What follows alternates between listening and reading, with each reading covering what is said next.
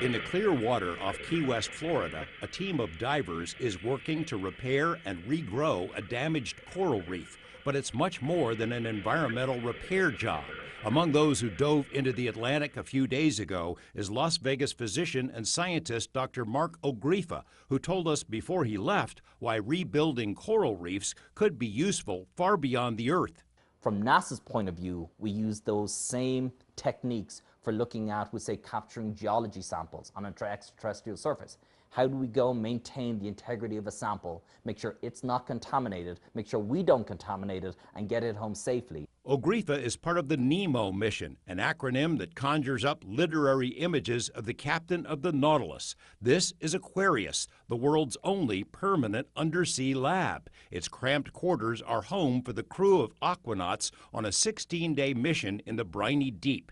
Two of the crew are NASA astronauts. One is from the European Space Agency. What's learned in the ocean is directly applicable to future missions in space. It's effectively almost a small space station on the bottom of the Atlantic Ocean. That's exactly what it is. The data that we gather from this particular analog, NEEMO, replicates almost exactly a high-intensity, high-stress spaceflight mission, almost to a T. So from that point of view, this is one of the most high-quality training environments that we can actually put the astronauts into to get them ready to go into space. As in space, the aquanauts can't simply change their minds and go home or pop out to the corner grocery. Decompression would take 15 hours, about the same amount of time needed to get astronauts back to Earth from the space station.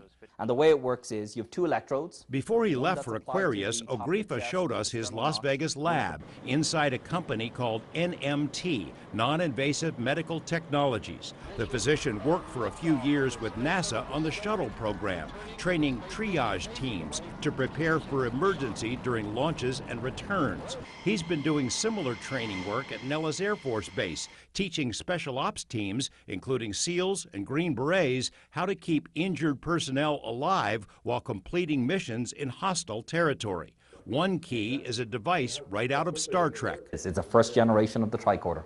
Remember the palm-sized medical device from the Starship Enterprise? Signs of congestion in both lungs. The Zoe works in a similar way, obtaining key medical information without being invasive. It could work in combat situations, in space, or underwater. One of the key reasons Ogrifa is on the NEEMO mission is to see how Zoe performs. Cameras in and around Aquarius document the entire mission. Every minute of every day is book solid, except when crew members grab shut-eye in the claustrophobic sleeping quarters. Ogrifa was thrilled to be chosen and would also go into space in a heartbeat if asked.